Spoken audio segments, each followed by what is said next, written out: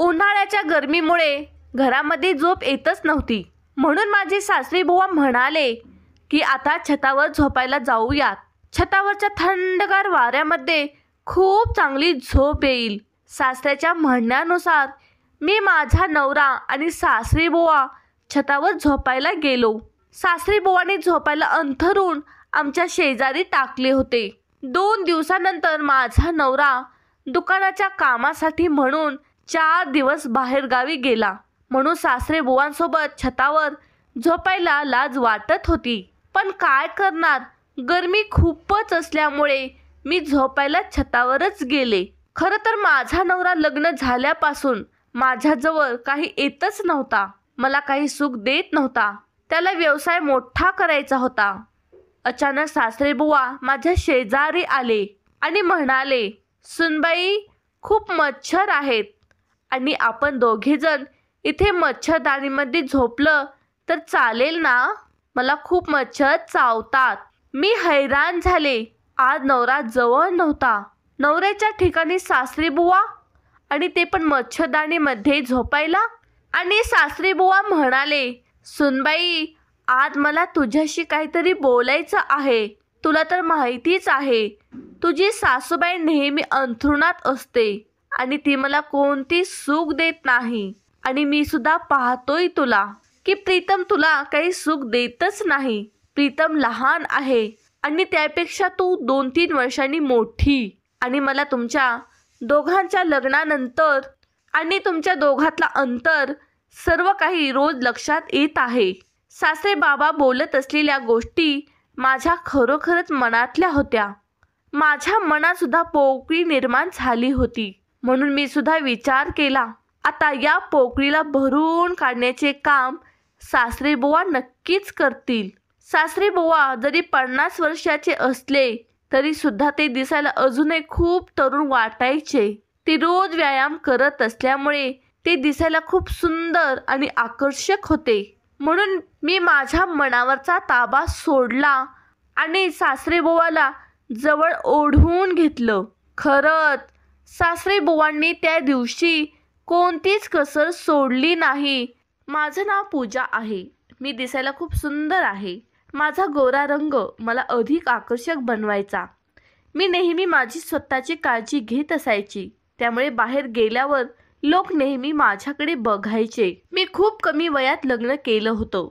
माझ्या सौंदर्याने मोहित होऊन माझ्या नवऱ्याने माझ्यावर प्रेम केलं आणि मला लग्नासाठी विचारलं. लग्नानंतर माझ्या आयुष्यात अनेक अनुभव आले जे मी तुमच्याशी शेअर करू शकते. जेव्हा माझं लग्न झालं तेव्हा माझं वय खूप कमी होतं, पण लग्न माझ्या इच्छेवर झालं होतं. लग्नानंतर मी माझ्या नव्या कुटुंबात सामील होण्याचा प्रयत्न करत होते. आमच्या कुटुंबात माझा नवरा, दीर आणि मोठी जाऊ होती. माझ्या दिरांचं वय साधारण 35 वर्ष होतं. माझा दीर जास्तीत जास्त घराबाहेर असायचा आणि मीही त्यांच्याबद्दल नेहमी आदर ठेवायचं. माझ्या नवऱ्याचं वय तेव्हा फक्त 21 वर्ष होतं आणि आमचं लग्न खूप कमी वयात झालं होतं. मी तेव्हा फक्त 18 वर्षाची होते. माझ्या शरीर आणि मनाची काळजी घेण्यासाठी मी नियमित व्यायाम करायचो, ज्यामुळे मी नेहमी अधिक उत्साही राहायची. माझी सासू अपंग होती, चलू शकत नव्हती आणि नेहमी खोलीतच बसून राहायची. त्यामुळे आमच्या लग्नाच्या वेळी सासरे आमचे स्वागत आणि सर्व तयारीचे काम पाहत होते. लग्नाच्या 2 दिवसांनंतर प्रीतमला आणि मला एकत्र वेळ घालवण्यासाठी काही संधी मिळाली नव्हती. लग्नाच्या दुसऱ्या दिवशी सासऱ्यांनी प्रीतमला दुकानाच्या कामासाठी बाहेर पाठवलं. त्यांचे एक मोठं कपड्याचं दुकान होतं. प्रीतम मला सांगत होता की त्यांची बाबांनी अगदी लहान दुकानापासून सुरुवात केली होती आणि नंतर ते 3 दुकानांचे मालक झाले. आता त्या दुकानात अनेक कर्मचारी काम करत होते जे प्रीतमच्या वयाचे होते. नवरा हळूहळू आपल्या बाबांपासून व्यवसायाचे काम शिकत होता. तो काही दिवस कामासाठी गेला होता. 2 दिवसांनी प्रीतम घरी परत आला. त्या रात्री आम्ही पहिल्यांदाच एकत्र झोपायला गेलो. प्रीतमने खोलीचे दार बंद केले. काही वेळाने दरवाजाचा आवाज आला. दार उघडले आणि समोर सासरे उभा होते. हातात दुधाचा ग्लास होता. त्यांनी प्रीतमला दूध दिलं आणि प्रीतम दरवाजाच्या बाहेर उभा राहून ते पिऊ लागला. नंतर सासरे बुवांनी ग्लास घेतले आणि तिथून निघून गेले. जेव्हा प्रीतम खोलीत परत आला तेव्हा मी त्याला दुधाबद्दल विचारले. तो हसत आणि लाजत म्हणाला की बाबा माझी खूप काळजी करत असतात. हा माझा आमच्या लग्नानंतरचा पहिला अनुभव होतो. पहिली रात्र दूध पिल्यास काही विशेष न बोलता प्रीतमने लाईट बंद केली. दुसऱ्या दिवशी सकाळी मी झोपेतून उठले आणि पाहिलं की आमचं नवीन जीवन खूप सुंदर झालं आहे. सकाळी सूर्याच्या प्रकाशाने माझी झोप उडाली. मी पाहिलं की कोणीतरी खिडकी उघडत आहे. सुरुवातीला मला असं वाटलं की कदाचित नवराच खिडकी उघडतोय. अर्धवट झोपेत मी त्याचा हात धरून माझ्याकडे ओढायला गेले आणि त्याला सांगितलं, खिडकी बंद करा, मला अजून काही वेळ झोपायचं आहे. पण त्यावेळी तो आवाज मी ऐकला तो प्रीतमचा नव्हता. मला धक्का बसला कारण खिडकी उघडत असलेला व्यक्ती माझा सासरा होता. मी आजूबाजूला पाहिलं आणि लक्षात आलं की प्रीतम खोलीत नाही. त्यावेळी मी गाऊन मध्ये होते. सासरे थोडे गोंधळले होते आणि त्यांनी माझ्याकडे पाहिलं. मी लाजाळू पटकन त्यांना विचारलं, प्रीतम कुठे आहे? ते हसून म्हणाले, मी त्याला थोड्या वेळापूर्वी उठवलं. तो बाहेर बागेत व्यायाम करत आहे. तू पटकन तयार होऊन खाली ये, मी बाहेर थांबतो असं म्हणून ते खोलीतून बाहेर पडले. ते गेल्यानंतर मी लवकर तयार होऊन बागेकडे गेले. बागेत पोहोचण्याच्या आधीच मी पाहिलं की नवरा संपूर्ण भिजला होता. मी त्याच्याजवळ जाऊन विचारणार होते की सासरे बुवा खिडकी का उघडत होते. तुम्ही सांगायला पाहिजे होते. मी झोपले होते म्हणून मी काही बोलू शकले नाही. त्यावेळी मी थोडी गोंधळलेली होती कारण मला व्यायाम बद्दल खूप काही माहिती नव्हती. पण सासरे मला म्हणाले, जर तू नियमितपणे व्यायाम केला तर निरोगी राहशील. त्यानंतर मी व्यायाम बद्दल अधिक जाणून घेण्याची आणि शिकायला सुरुवात केली. सुरुवातीला काही एकत्र बागेत फिरायला सुरुवात केली. काही वेळाने त्यांनी मला काही सोपे व्यायाम शिकवत होते. त्यावेळेला नवरा माझ्याकडे पाहत होता. पण सासरे म्हणाले, तुझा व्यायाम संपला आहे, आता तू आत जाऊ शकतोस. नवरा घरात आत गेला आणि मी सासऱ्यांसोबत व्यायाम करत राहिले. व्यायाम करत असताना कधी कधी मला थोडी लाज वाटत होती. पण मी समजले की ते फक्त मला योग्य पद्धतीने शिकवण्याचा प्रयत्न करत आहेत. ते मला आणखी काही नाही. सासरे मला कठीण व्यायाम जसे की पशु अफ्स करण्यास सांगितले. पण मी म्हणाले, आज मी खूप थकले आहे, नंतर करू. नंतर मी थेट माझ्या खोलीत जाऊन बसले. स्नान करून मी बाथरूममधून बाहेर आले आणि खोलीचे दरवाजे बंद केले. प्रीतम सोबत बोलताना मी त्याला म्हणाले, आपलं लग्न होऊन अजून 1 आठवडा देखील झाला. तुम्ही माझं तर काहीच ऐकत नाही, नुसतं बाबांचंच ऐकता. नवीन लग्न झाल्यावर सकाळी सकाळी कोणी व्यायामला उठवतात का? मी त्यांना विचारले. प्रीतम हसत आणि म्हणाला, बाबा जे सांगत आहे ते आपल्या आरोग्यासाठी चांगले आहे. आपण फार कमी वयात लग्न केलं आहे आणि आपण निरोगी राहावे. बाबांना खूप आवडतं, त्यामुळे बाबा आपल्याला व्यायाम शिकवतात कारण निरोगी राहण्यासाठी. त्यात तेवढे काय झाले, प्रीतम म्हणाला. नंतर तयार होऊन मी हॉलमध्ये गेले. आमच्या घरात एक काम करणारी बाई होती. ती रोज सकाळी 7 वाजता कामाला येत होती. लग्नानंतर मी सासू बरोबर जास्त बोलले नाही. कधी कधी मी पाहत असे की माझ्याकडे खूप रागाने बघते तर कधी हसते. सासू सासऱ्यांच्या विचारांना समजून घेणं कठीण होतं. पण मला माहिती होतं की आता या घरातील प्रत्येक व्यक्ती माझ्या कुटुंबाचा हिस्सा आहे. त्या दिवशी दुपारी घरात मी आणि सासू दोघीच होतो. घरात बसून खूप एकटं वाटलं होतं. त्यामुळे मी ठरवलं की तिच्याशी बोलत बसले. जेव्हा मी तिच्या खोलीत दाराजवळ पोहोचले, ती मला एकदम प्रेमाने म्हणाली, ये. माझ्या चेहऱ्यावर हात फिरवून सासूबाई मला म्हणाली, तू खरं तुमच्या नावासारखी सुंदर आहेस. त्यावेळी मी जास्त काही बोलले नाही, पण त्यांची सगळी भावना मला खूप छान वाटली. असे करत असताना आमच्या लग्नाला 15 दिवस झाले होते. तेव्हा प्रचंड गरमी होती आणि रात्री पंख्याखाली झोप पण लागत नव्हती. नव्या घरात आणि नव्या नात्यांमध्ये समजून घ्यायला खूप गोष्टी होत्या आणि प्रत्येक दिवस एक नवीन अनुभव येत होता. उष्णतेमुळे रात्री झोपणे खरंच खूप कठीण होतं. मग मी म्हटलं, गरमी खूप वाढली आहे, आपल्याला कदाचित एक कूलर घेतलं पाहिजे. पण नवरा काही बोलायच्या आधी सासरे म्हणाले, कूलरची काही आवश्यकता नाही. कूलरचं वारं शरीरासाठी चांगलं नसतं. आपल्या घराच्या छतावर नैसर्गिक थंड हवा येते, तिथे झोपायला व्यवस्था केली ते चांगलंच होईल. सासऱ्याचे विचार ऐकून मी थोडी आश्चर्यचकित झाले. पण त्या दिवशी कोणीही त्याच्या विचारांचा विरोध केला नाही. मी आणि माझा नवरा त्यांच्या म्हणण्यावर सहमत होतो, पण मनाला ठरवलं की पाहूया छताची थंड हवा खरंच आरामदायक आहे का. त्या रात्रीच मी ठरवलं की छतावर झोपायला गेले. सासूबाईला छतावर येता आले नाही, कारण त्यांची व्हीलचेअर तिथे पोहोचणं अवघड होतं. त्यामुळे मी नवरा आणि सासरे मिळून छतावर झोपायला गेलो. ती रात्र एक वेगळीच अनुभवाची होती. खरं तर छतावरची हवा थंड होती आणि झोप चांगली लागली, पण मच्छरांनी खूप त्रास दिला. सकाळी उठल्यावर समजलं की हवा तर चांगली होती, पण मच्छरदाणीची व्यवस्था करावं लागेल किंवा इतर काही पर्याय शोधावा लागेल. प्रत्येक दिवस नवीन अनुभव येत होता. नंतर नवरा परत दुकानाच्या कामासाठी बाहेर जाण्याच्या तयारीत होता. त्या दिवशी रात्री कुठे झोपायचं याबद्दल मी खूप चिंता करत होते. नवरा मला म्हणाला, छतावर झोपायला काही अडचण नाही, बाबांमुळे चिंतित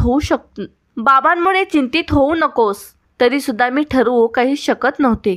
मच्छरदाणी लावल्यामुळे मला रात्रभर झोप सुद्धा चांगली आली. सासरे जागेवर एका कोपऱ्यात शांतपणे झोपले होते आणि पहाटे माझे डोळे उघडले. सासरे बुवांचा हात माझ्या हातात होता. मी आश्चर्यचकित होऊन पटकन माझा हात मच्छरदाणीमध्ये घेतला. मला वाटलं कदाचित झोपेमध्ये चुकून झालं असेल. नंतर त्या दिवशी विशेष असं वेगळं काही घडलं नाही. त्यानंतर मी ठरवलं की आता नंतर छतावर झोपायला नको. नंतर मी माझ्या खोलीत झोपायचं ठरवलं. पण थोड्याच वेळात सासरे बुवा माझ्या रूममध्ये आले आणि त्याने माझ्या हातामध्ये एक बॉक्स दिला आणि म्हणाले, हे तुझ्यासाठी आणलो आहे, मी द्यायचे विसरलो तुला. बॉक्स उघडल्यावर आतमध्ये काही महागडे कपडे होते. मी चकित झाले आणि सासऱ्याबद्दल आदर आणखी वाढला. त्या रात्री माझ्या खोलीतच झोपणार होते, पण सासरे मला म्हणाले, छतावर ये. मला त्यांना काही सांगायचं काही कळत नव्हतं, म्हणून मी त्यांना न कळत हो म्हणाले आणि मी नंतर खोलीत झोपले. दुसऱ्या दिवशी सासरे म्हणाले, छतावर झोपायला का आली नाही? मी म्हणाले, मला येथे झोप आलीच नाही. मी इथे झोपली तर छतावर यायचं लक्षातच आलं नाही. मी असं म्हणल्यावर ते काही बोलले नाहीत. नंतर नवरा त्या दिवशी घरी आला.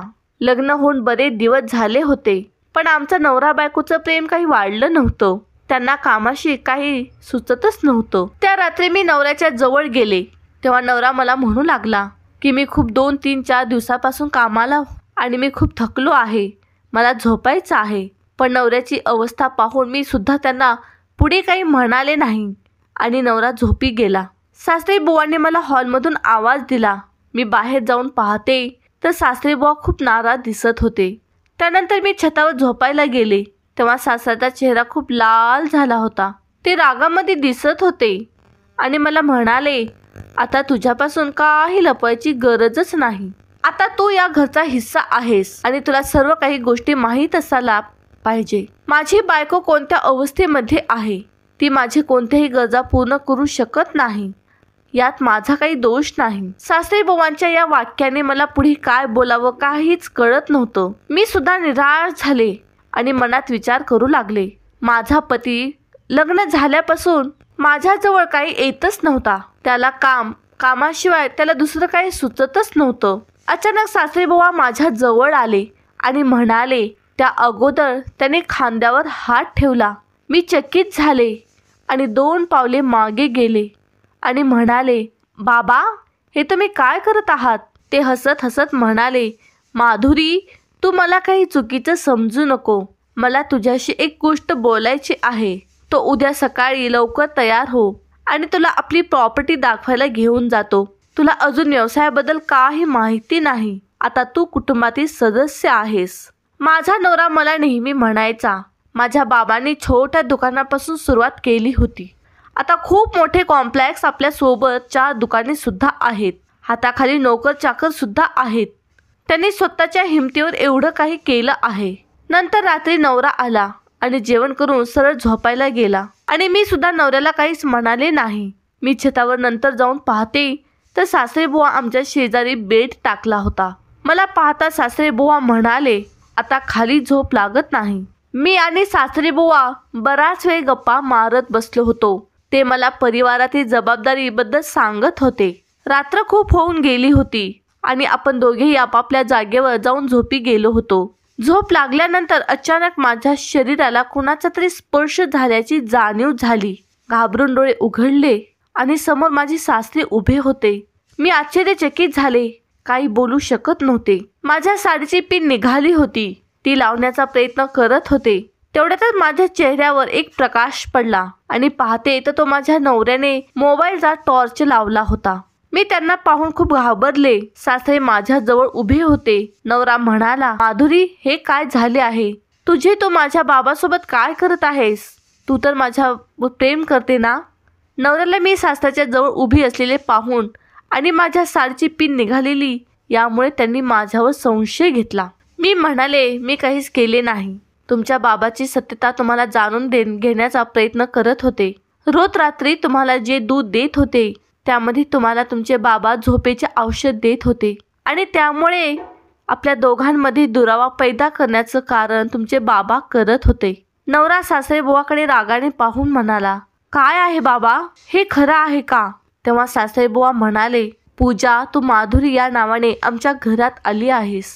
मी पूजा नाव म्हणल्यावर खूप घाबरले. सासरेबुवा पुढे म्हणाले, तुला माझा व्यवसाय दाखवायला घेऊन गेलो तेव्हा तू माझ्या जवळ येण्याचा प्रयत्न करत होतीस. तुला फक्त पैशाची गरज आहे का? काही दिवसापूर्वी तुझे फोटो पाहिले, त्यामध्ये तुझं नाव माधुरी नसून पूजा आहे. तुझ्या सौंदर्याच्या जोरावर माझ्या लहान मुलाला प्रेमाच्या जाळ्यात तू अडकवली आणि संपत्ती लुटण्याच्या मार्गावर तू होतीस. माझा मुलगा प्रीतम हा लहान आहे. तुझं खरं रूप मी ओळखलं आहे. सासरेबुवा म्हणाले, माझे सासरेबुवा खूप हुशार व्यक्ती होते. मी कधी असा हुशार व्यक्ती पाहिलाच नव्हता. त्यांना माझं वय सुद्धा माहिती होतं. माझ्या कोर्टामध्ये जाईन. मी माझे सर्व काही हक्क घेईन. तुमच्या मुलाने माझ्यासोबत लग्न केलं आहे. माझ्या बोलण्यावर सासऱ्याला 1% फरक पडला नाही. माझे सासरेबुवांनी पोलिसांना अगोदरच फोन करून ठेवला होता.